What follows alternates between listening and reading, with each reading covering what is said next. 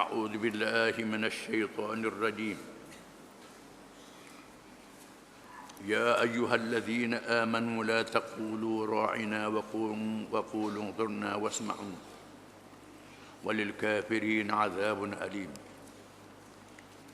ما يود الذين كفروا من أهل الكتاب ولا المشركين أن ينزل عليكم من خير من ربكم والله يختص برحمته من يشاء والله ذو الفضل العظيم.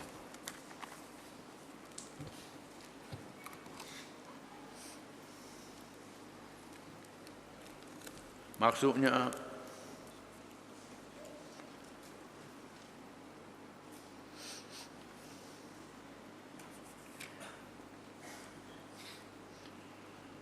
wahai orang yang beriman, janganlah kamu mengatakan ra'ina ketika kamu berkata-kata dengan Nabi Muhammad SAW. Sebaliknya katakanlah unzurna, dan dengarlah kamu segala perintah dengan sebulat hati menerimanya. Dan ingatlah bahawa orang-orang kafir itu akan beroleh azab seksa yang tidak terperi sakitnya.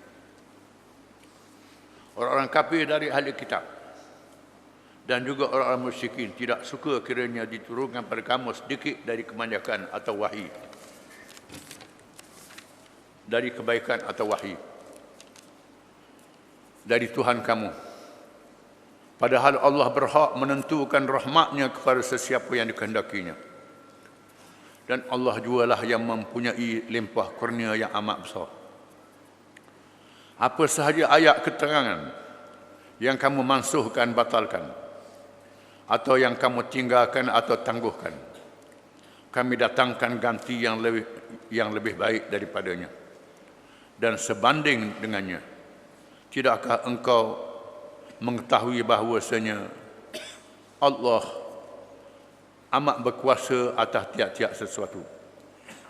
Tidakkah engkau mengetahui bahawa sesungguhnya Allah yang menguasai segala alam langit dan bumi, dan tiadalah bagi kamu selain Allah siapapun yang dapat melindungi, dia yang dapat memberi pertolongan.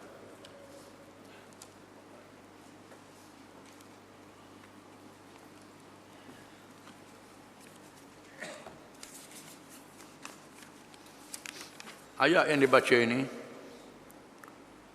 Allah Ta'ala meminta hamba-hambanya yang beriman jangan jadi seperti orang Yahudi yang selalu mempermain-mainkan ayat Allah, mempermainkan kitab Allah. Bila rasul-rasul mereka, daripada Nabi Musa sehinggalah Nabi yang kemudian daripadanya, membaca ayat Allah yang diwahyukan, mereka main-main. Ya ayyuhalladzina amanu la taqulu ra'ina wa qulu unzurna wasma'u lil kafirin 'adzabun alim. Wahai orang-orang yang beriman, jangan kamu kata ra'ina, dengar hak kami nak ni. Ra'i pada kami, tak mau dengar ayat Allah Ta'ala. Dengar hak kami nak ni, permohonan kami ni, nak ni. Dengar ni dulu.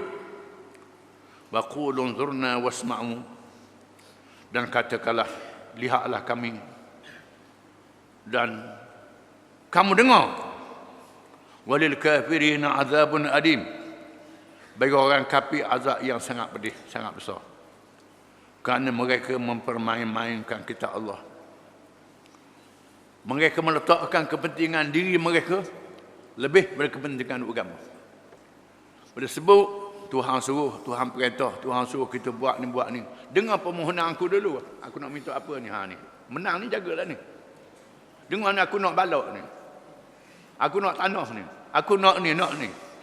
Tak fikir dah melaksanakan Islam itu.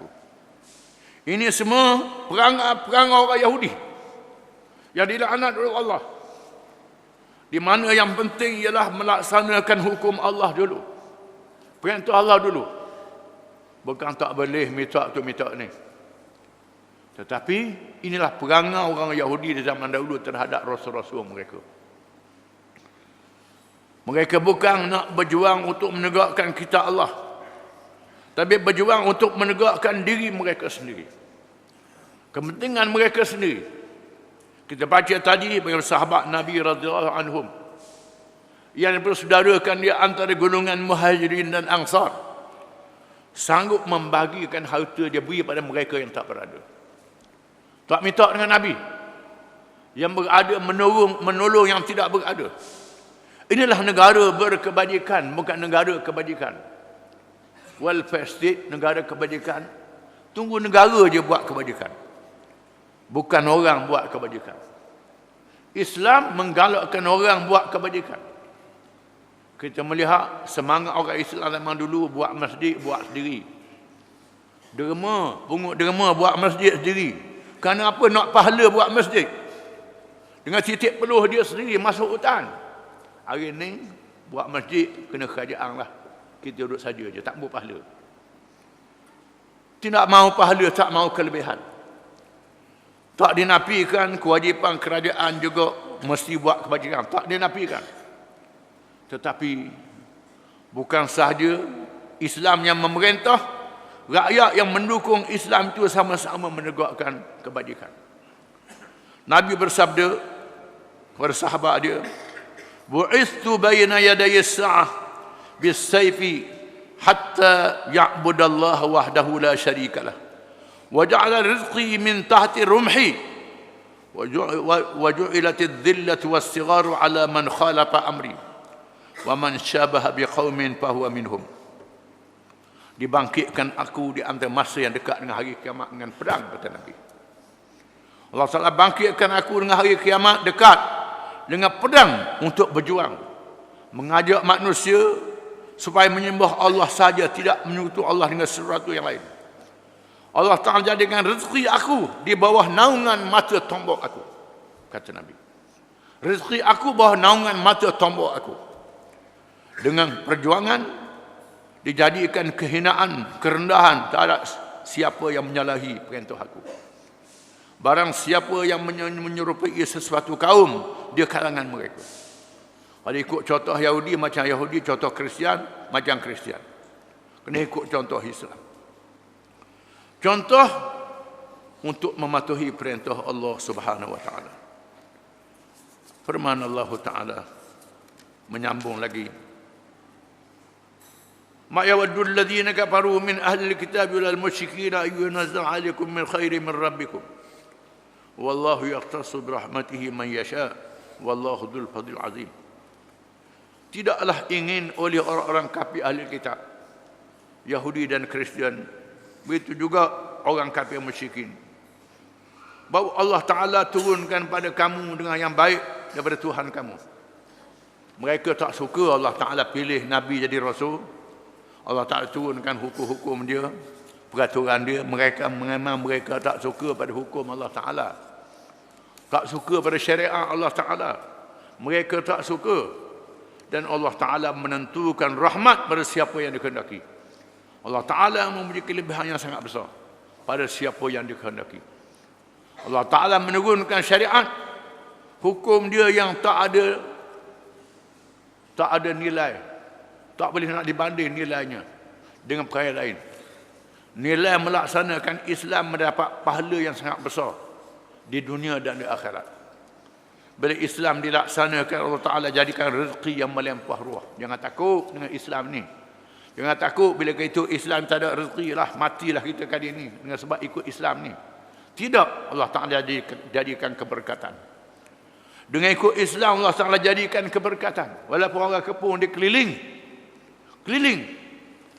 Kita rasa di Kelantan puluh tahun, di kepung keliling, Allah Ta'ala tak jadikan rakyat Kelantan lapar. Tak jadikan lapar. Bahkan mereka yang perlahat dengan benda lupa pada Islam ni dalam keadaan kesusahan, keadaan yang sangat menyusahkan, mereka yang ikut Islam ni Tuhan jadikan senang. Walaupun orang tengok zahirnya susah, tidak, Tuhan jadikan mereka senang. Ma nansah min ayatin aw nunsiha na'ti bi khairin minha aw mithliha. Tidaklah kami nasahkan sesuatu ayat atau kami lupakan dia, malaikat kami datang dengan lebih baik daripada al-tasawuf seumpamanya.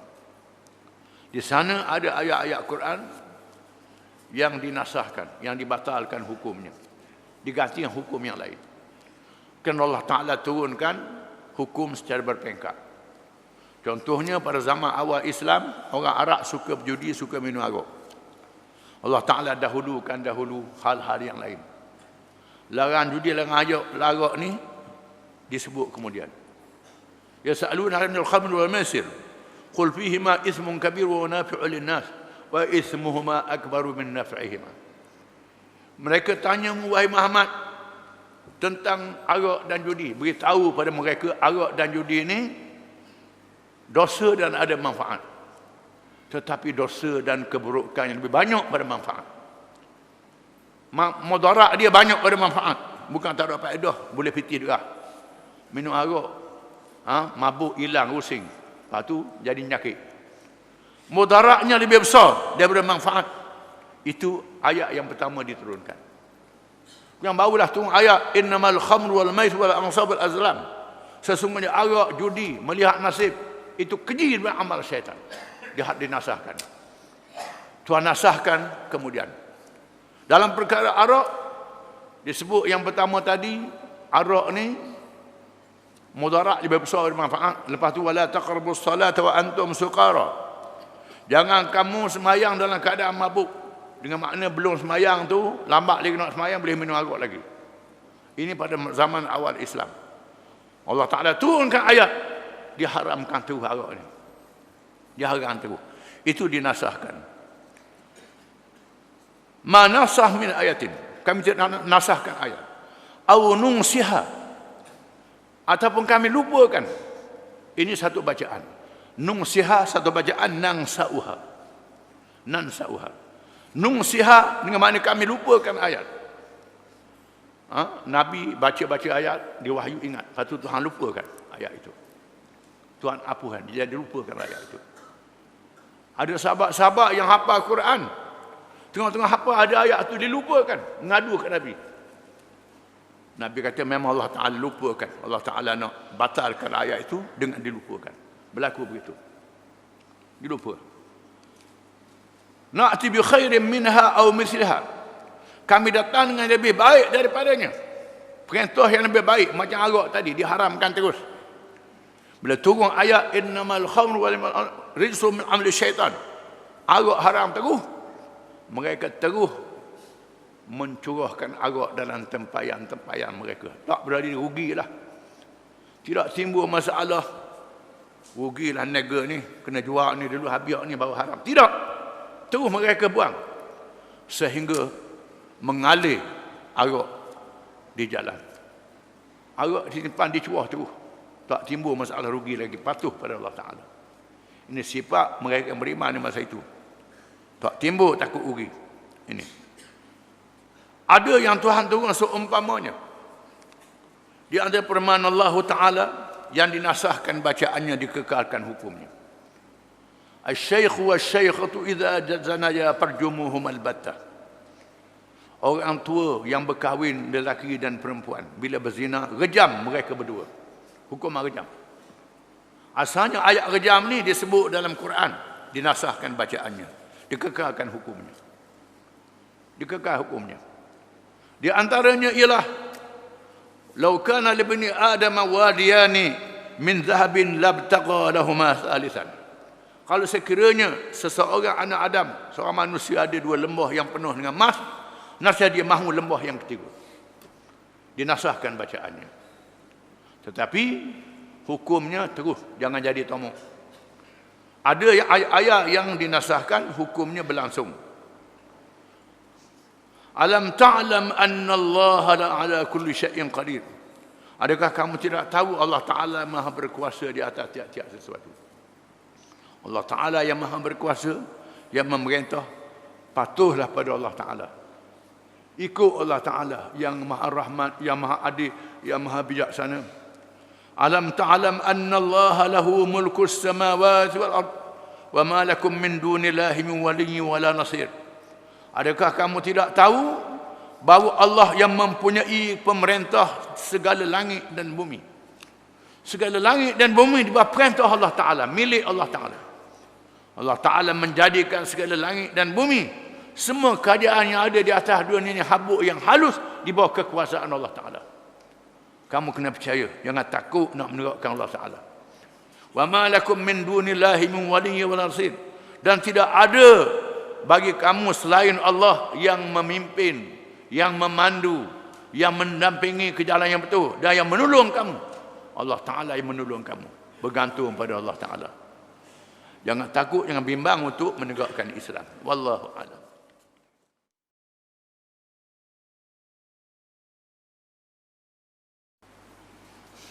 A'udzu billahi minasy syaithanir rajim. Am turidun an tas'alu rasulakum kama su'ila Musa min qabl. Wa man yatabaddalil kufra bil iman faqad dhalla sawa'as sabil.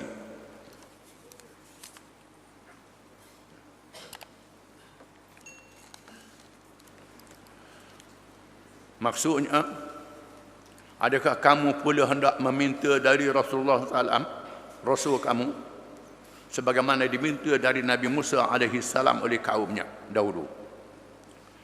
Dan sesiapa yang menukar iman dengan mengambil kekufuran, maka sesungguhnya ia telah sesat dari jalan yang lurus.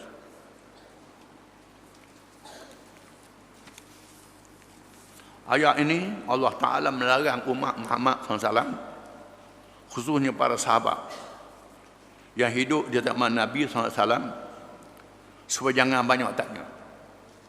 Jangan banyak tanya sangat. Bila Allah Ta'ala menurunkan hukum, terima hukum itu. Terima hukum, jangan banyak tanya. Kerana banyak tanya ni menyebabkan turun wahyu, menjadi bertambah berat. Jangan jadi perangai Bani Israel. Bila Allah Ta'ala perintah nak selesaikan masalah bunuh yang tak diketahui siapa membunuhnya, dalam surah Al-Baqarah, yang terkenal kisahnya yang kita baca dulu, yang terkenal. Bila Allah Ta'ala suruh mereka sembelih seekor lembu, cari lembu tina sembelih, untuk buktikan mukjizat Nabi Musa AS. Tiba-tiba mereka tanya pula, lembu macam mana, lembu macam mana? Padahal igaklah lembu mana-mana pun. Lembu betina igak, sembelih lah. Ni dok tanya, lembu macam mana, warna macam mana, sifat bagaimana, tanya. Ini perangai orang Yahudi. Lalu Allah menurunkan wahyu, maka ditambahkan bebanan kepada mereka. Allah Ta'ala melarang sahabat Nabi bertanya banyak ke Nabi SAW. Bila Allah Ta'ala mewajibkan haji, tunailah haji, ada pula kita tanya, Rasulullah wajib tiap-tiap tahun, kita tanya pula. Nabi senyap, Nabi tak jawab. Tiap-tiap tahun ke Rasulullah. Lalu Rasulullah kata, "Dok, Allah Ta'ala wajibkan sekali je dalam seumur hidup. Kalau aku jawab ya, jaga. Mu kena kerja haji tiap-tiap tahun jadi wajib macam sembahyang juga. Berat pada kamu." Ini hikmah jangan banyak tanya pada Nabi SAW. Khusus dalam perkara strategi peperangan. Bila Nabi mengarahkan mereka bersedia untuk berperang, tak diberitahu di mana nak pergi. Contohnya dalam peristiwa pembukaan Mekah. Bila Quraisy melanggar perjanjian Hudaybiyah, lalu Nabi suruh mereka bersedia untuk berperang. Tak diberitahu mana nak pergi. Sehingga Sayyidina Abu Bakar tanya anak dia Aisyah, isteri Nabi, ada tak Nabi beritahu nak pergi mana-mana? Aisyah kata tak tahu. Tak tahu. Nabi tak royak. Lalu sahabat bersedia. Rasulullah suruh bersedia. Jangan, kalau tak beritahu tak mau sedia. Tak royak tak mau sedia, nak suruh khabar belaka. Ini satu benda yang salah yang kita kena pegang. Nak suruh cerita sesa. Ini perangai huduh, perangai Bani Israel. Di mana perkara yang berkait dengan strategi peperangan, strategi perjuangan, maka di sana ada kerahsiaan yang tak boleh didedahkan pada umum, supaya jangan diketahui oleh musuh. Maka para sahabat menunaikan ketaatan dan wala, ketaatan dan setia pada Nabi SAW. Kerana dalam perjanjian Aqabah yang terkenal, bai'ah, mereka bai'ah dengan Nabi, sanggup ikut perintah, sama ada rajin ataupun malah, senang ataupun susah. Bila Nabi suruh, tetap tunaikan. Maka mereka tak persoalkan. Di mana Allah Ta'ala telah bertindak terhadap Hatib bin Abi Balta'ah. Bila Hatib tulis surat kepada pemimpin Quraisy supaya tahu bahawa Nabi nak serang Mekah. Malaikat diberi tahu pada Nabi. Lalu Nabi suruh Sayyidina Ali dan Az-Zubair radhiyallahu anhuma pergi cari perempuan yang membawa surat itu. Lalu ditangkap dan dipaksa dia tunjuk surat. Lalu Sayyidina Ali dan Zubair radhiyallahu anhuma bawa balik surat dan tunjuk hadapan Nabi, dan surat itu dibaca daripada Hatib bin Abi Balta'ah kepada pemimpin Mekah, memberitahu Nabi dia untuk berperang, boleh jadi nak serang Mekah. Lalu Nabi kata, "Ma hadha ya Hatib?" Apa ni wahai Hatib? Apa ni? Hatib kata, "Saya buat ni bukan kerana saya munafik, bukan kerana saya kafir, saya tetap beriman. Saya buat begini kerana nak tunjuk jasa pada pemimpin Mekah. Saya ada anak isteri di sana, ada harta di sana. Orang lain ada keluarga yang jaga. Saya tak ada keluarga yang jaga. Maka saya buat budilah supaya jangan ganggu keluarga saya di sana." Allah Ta'ala menurunkan ayat, "La tattakhidhu aduwwi wa aduwwakum awliya." Jangan kamu ambil musuh aku dan musuh kamu sebagai wali-wali, teman yang diberi kepercayaan. Lalu Sayyidina Umar minta nak bunuh Hatib. Kita bunuh Hatib ni, Nabi kata jangan, dia ahli Badar. Dia ahli Badar. Allah Ta'ala sudah beri keistimewaan kepada ahli Badar.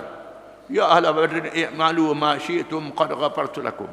Wahai ahli Badar, membuat apa pun aku ampun dosa kamu. Tak boleh bertindak di atas Hatib. Maka Hatib tidak diambil tindakan kerana keistimewaan yang beri pada ahli Badar. Menunjukkan bagaimana para sahabat radhiyallahu anhum taat dan patuh pada Nabi SAW. Di sini ialah ketaatan kepada pemimpin dalam perkara yang diarahkan apa saja, kecuali arahan menghalalkan yang haram, mengharamkan yang halal. Pemimpin kata jangan sembahyang, pemimpin kata minum arak, benda yang haram. Ini jelas kita tak boleh ikut pemimpin kalau macam ni, benda maksiat. Dan perkara yang tidak ada nas, perkara yang umum, hendaklah patuh pada arahan pemimpin. Ini penting. Sama ada kita tahu atau kita tak tahu, jangan tanya. Jangan tanya. Kalau tanya jadi masalah yang besar, jadi masalah yang membahayakan orang Islam, masalah yang menyebabkan Allah Ta'ala menurunkan bebanan yang lebih berat. Kerana Nabi bersabda dalam hadis-hadis yang banyak supaya jangan banyak tanya dalam perkara yang diletakkan oleh Allah Subhanahu Wa Ta'ala. Jangan banyak tanya. Ini maksud. Adakah kamu hendak bertanya Rasul kamu Muhammad SAW sebagaimana ditanya akan Nabi Musa AS? Di mana Nabi Musa ditanya dan diminta oleh orang-orang Yahudi Bani Israel. Setelah Nabi Musa menerangkan tentang Tuhan, kewajipan percaya pada Tuhan, minta nak tengok Tuhan, nak tengok baru percaya. Kalau tak nampak tak percaya, mereka disambar oleh peti, disambar peti sehingga mereka mati dan dihidupkan semula. Disebut dalam Quran. Ini kerana mereka bertanya benda yang tak patut tanya. Tanya untuk engkar, tanya untuk lawan, ini lagi jahat. Tanya untuk menjatuhkan Nabi SAW, tanya untuk menjatuhkan pemimpin. Tujuan apa dia tanya? Nak berjatuh pemimpin.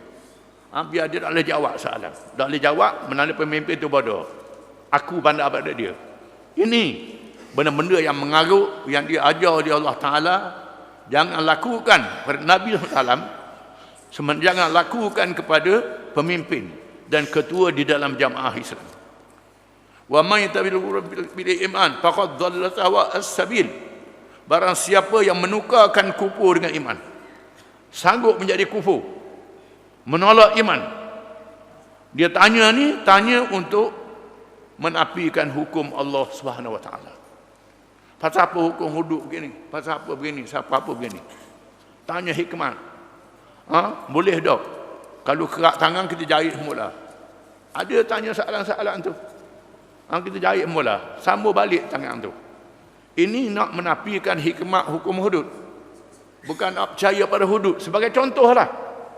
Banyak pasal apa Islam mengharamkan riba. Kan riba tu boleh hutang Lalu tanya pasal apa. Bila Allah Ta'ala perintah satu hukum, maka terimalah hukum itu. Jangan dengan sebab kita tanya mendapat laknat daripada Allah Subhanahu Wa Ta'ala. Orang yang paling celaka, yang paling dilaknat oleh Allah ialah mereka yang bertanyakan soalan-soalan menyebabkan orang ramai jadi sesat, jadi punah dengan sebab soalan-soalan dia. Ini mereka yang paling celaka, disebut dalam hadis-hadis yang banyak. Oleh kerana itu, kita kena jaga baik dalam masalah agama.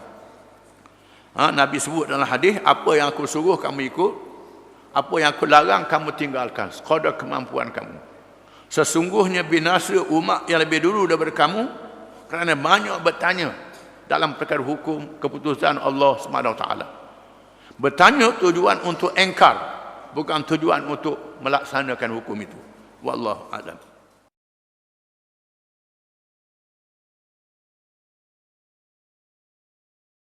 أعوذ بالله من الشيطان الرجيم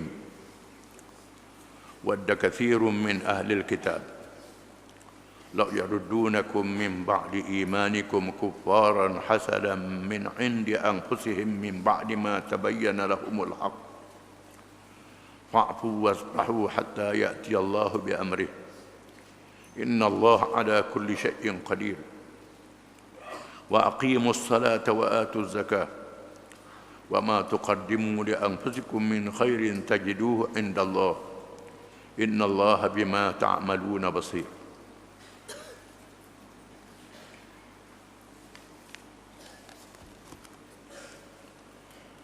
Maksudnya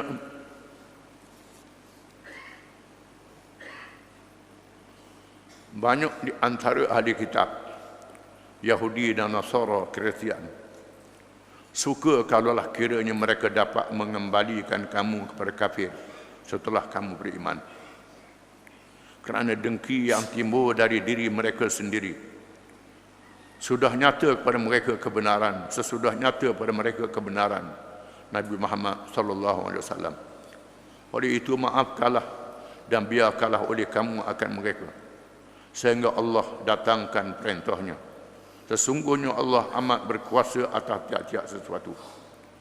Dan dirikanlah oleh kamu akan sembahyang dan tunaikanlah zakat dan apa jua yang kamu dahulukan dari kebaikan untuk diri kamu.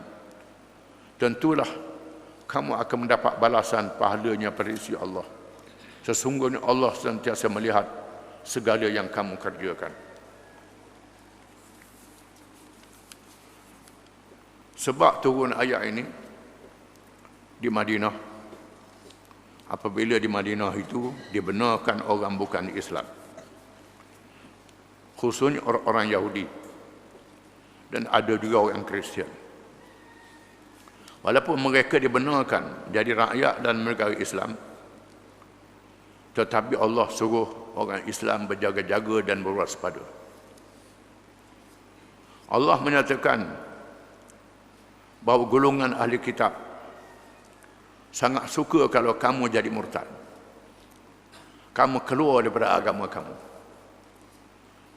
Sama ada kamu masuk agama mereka, masuk Yahudi, masuk Kristian, ataupun tinggal Islam, tak masuk apa agama. Asalkan kamu menyeleweng daripada Islam. Mereka bermusuh di dalam hati mereka dan menunjukkan sikap yang zahir dengan mengemukakan soalan-soalan yang meragukan orang Islam terhadap agama mereka, menimbulkan masalah-masalah kepada orang Islam supaya orang Islam tak percaya pada hukum syariat mereka. Ini adalah perangai orang bukan Islam. Mereka tidak akan redha pada kamu melainkan kamu meninggalkan agama kamu. Pada awalnya ialah tokoh-tokoh Yahudi, Huyai bin Akhtab dan Abu Yasir bin Akhtab, dua pemimpin Yahudi yang berada di Madinah. Setengah ulama mengatakan Ka'ab bin Ashraf, pemimpin Yahudi yang ada di Madinah juga. Kesimpulannya semua mereka ini berusaha untuk menimbulkan keraguan di dalam hati orang Islam terhadap hukum syariat. Dengan sebab itu Nabi berpesan jangan terpengaruh dengan mereka, jangan ikut mereka, Jangan terima persoalan mereka.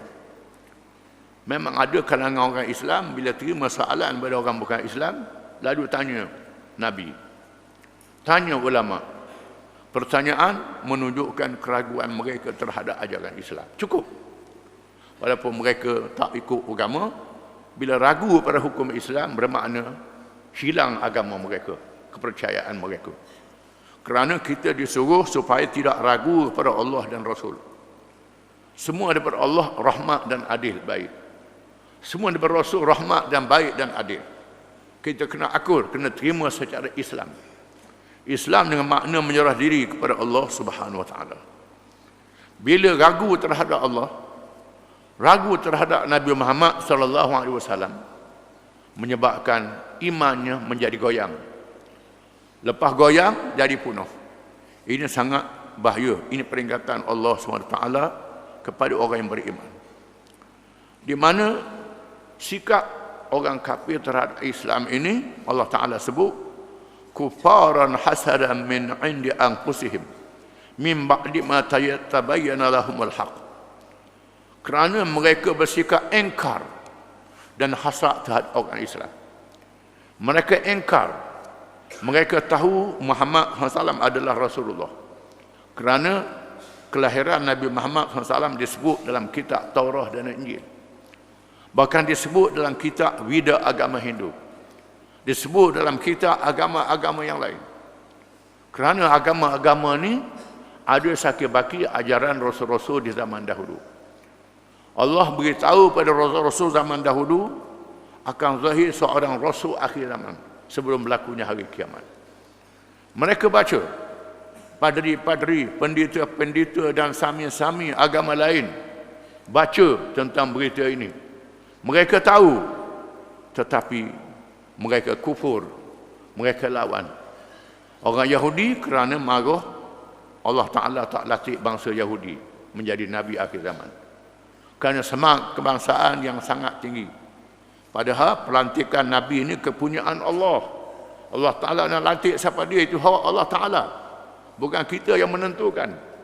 Bila Allah Ta'ala lantik Muhammad SAW daripada bangsa Arab, mereka marah, mereka tak setuju. Begitu juga kalangan kaum-kaum yang lain. Sami-sami dan padri. Kerana Nabi akhir zaman ini bukan daripada bangsa mereka. Menyebabkan mereka tak setuju dengan Islam. Kerana engkar, kerana kufur. Hasadan, kerana hasad. Min indi anfusihim, dalam diri mereka. Setelah mereka melihat bila Islam dilaksanakan, syariat Islam diamalkan, berlaku keamanan di dalam negara Islam, berlaku adil terhadap semua, menyebabkan orang bukan Islam masuk Islam. Kerana tengok Islam ni adil, Islam ni baik. Bila hukum Islam dilaksanakan, berlaku keamanan. Bila sebut hukum hudud, bukan bermakna banyak orang kudung tangan, banyak orang kena rejam, banyak orang kena tu kena ni. Apa yang berlaku, orang tak berani nak buat maksiat, maka berlakulah keamanan, berlakulah ketenteraman. Bila mereka tengok keamanan, ketenteraman ini berlaku, bukannya banyak orang kena hukum, payah nak hukum, tetapi orang takut nak buat jinayah, takut nak buat dosa. Berlakunya keamanan menyebabkan kehidupan jadi baik, ekonomi jadi maju, orang luar datang kerana negerinya aman, menyebabkan mereka jadi hasad, mereka dengki terhadap Islam. Dengki yang ada dalam diri mereka setelah nyatanya kebenaran agama Islam. Masalah kita hari ini, orang Islam pun tumpang sama ikut orang bukan Islam, tak percaya pada syariat mereka sendiri. Ini menjadi masalah yang ada di zaman mutakhir, zaman tidak ada Nabi Muhammad sallallahu alaihi wasallam. Ini sangat besar padah yang dialami oleh orang Islam. Allah Taala menyebut fa'fu wasbahu hatta ya'ti Allah bi amrih. Maafkanlah mereka, sikap berdamai dengan mereka sehingga datang perintah Allah Taala. Kamu kena sabar menghadapi mereka ini, Tuhan kata. Maafkan mereka supaya mereka tengok. Ulama mengatakan ayat ini dinasahkan dengan ayat perang yang diturunkan oleh Allah selepas itu, qatilul musyrikin haitsu wajadtumuhum. Perangilah faqtulul musyrikin haitsu wajadtumuhum. Perangilah orang musyrikin di mana saja kamu temui mereka. Dan firman Allah Taala, wa qatilul ladzina la yu'minuna billahi wal yawmil akhir wa la yuharrimuna ma harrama Allah wa rasuluhu wa la yadinuna dinal haqq minal ladzina utul kitab hatta yu'tul jizyata an yadin wa hum saghirun. Perangilah orang-orang yang tidak beriman kepada Allah dan hari akhirat, yang tidak mengharamkan apa yang diharamkan oleh Allah dan Rasulnya, dan tidak menganut agama yang benar di kalangan ahli kitab. Perangi mereka sehingga mereka menyerah kalah, membayar jizyah, membayar cukai keamanan terhadap kerajaan Islam dalam keadaan mereka tunduk di bawah kerajaan Islam. Ayat ini menasahkan ayat fa'fu wasfahu. Maaf kepada mereka, biarkan mereka. Ayat ini menasahkan ayat yang dibaca ini. Dalam Quran ini ada nasih dan mansukh. Ada ayat yang membatalkan ayat yang lebih dahulu daripadanya. Namun demikian, dalam hubungan antara bangsa, hubungan antara negara, Islam hendaklah mendahulukan perdamaian. Perdamaian didahulukan, sehingga kalau mereka berperang dengan orang Islam, lepas tu mereka rasa tak tahan, mereka minta damai. Allah Ta'ala kata, fa in janahu lis-salmi fajnah laha wa tawakkal 'ala Allah. Jika sekiranya mereka tunduk minta damai, terima damai itu dan bertawakal kepada Allah. Ini jangan ganggu lagi. Dia minta damai, damai diutamakan. Nanti dia tipu, damai tipu. Allah Taala kata, wa in yuridu an yakhda'uka fa inna hasbakallah. Jika sekiranya mereka nak tipu kamu, cukup Allah akan menolong kamu selepas itu. Ini jaminan daripada Allah Taala. Dengan sebab itu berperang tak boleh geram. Bukan berdasar kepada geram sahaja. Banyak orang kita ni geram. Geramlah biar habis lalu. Ini tidak boleh. Kerana Allah Ta'ala suruh, wala ta'tadu innallaha la yuhibbul mu'tadin. Perangilah orang memerangi kamu. Wala ta'tadu innallaha la yuhibbul mu'tadin. Jangan kamu melampaui batas. Sesungguhnya Allah tidak mengasihi orang-orang yang melampaui batas. Tidak boleh. Dengan sebab itu, dalam peperangan, Islam suruh kita membunuh mereka yang terlibat dengan peperangan sahaja. Yang tak terlibat dengan peperangan, orang tua, perempuan, kanak-kanak, orang berniaga, orang awam yang tak terlibat dengan peperangan, tak boleh dibunuh mereka. Bukan macam orang lain perang tak ke habis bunuh belaka yang ada dalam negeri. Ini bukan cara Islam. Cara Islam hanyalah membunuh mereka yang terlibat dengan peperangan sahaja. Yang tak terlibat dengan peperangan tak boleh dibunuh mereka. Biarkan mereka sehingga mereka tunduk dan mereka menyaksikan pemerintahan Islam yang baik. Innallaha ala kulli syai'in qadir. Sesungguhnya Allah Maha berkuasa di atas tiap-tiap sesuatu. Allah Ta'ala berfirman, wa aqimus salata wa atuz zakah. Tunaikan sembahyang, dirikan sembahyang dan tunaikan zakat. Jangan tinggal sembahyang. Dalam berjuang, dalam menentang musuh-musuh ini, sembahyang sangat penting. Tunaikan zakat. Yang kaya, tunaikan zakat. Wa ma tuqallimu li anfusikum min khairin tajiduhu indallah. Apa-apa yang kamu kemukakan untuk diri kamu daripada kebaikan, nescaya kamu akan dapat balasannya di sisi Allah pada hari kiamat kelak. Allah Ta'ala beri balasan pada kamu pada hari kiamat. Innallaha bima ta'maluna basir. Sesungguhnya Allah sangat melihat dengan apa yang kamu amalkan. Jangan takut. Bila buat amal orang tak tahu. Orang tak tahu. Dah lihat apa orang. Yang pentingnya ialah Allah yang Maha mengetahui segala-galanya. Yang mengetahui apa yang ada dalam diri kita. Apa yang kita buat. Walaupun manusia tak tahu, Allah Ta'ala tahu. Allah Ta'ala memberi ganjaran pada hari kiamat kelak. Jangan kita rasa bimbang. Jangan kita rasa susah. Wallahu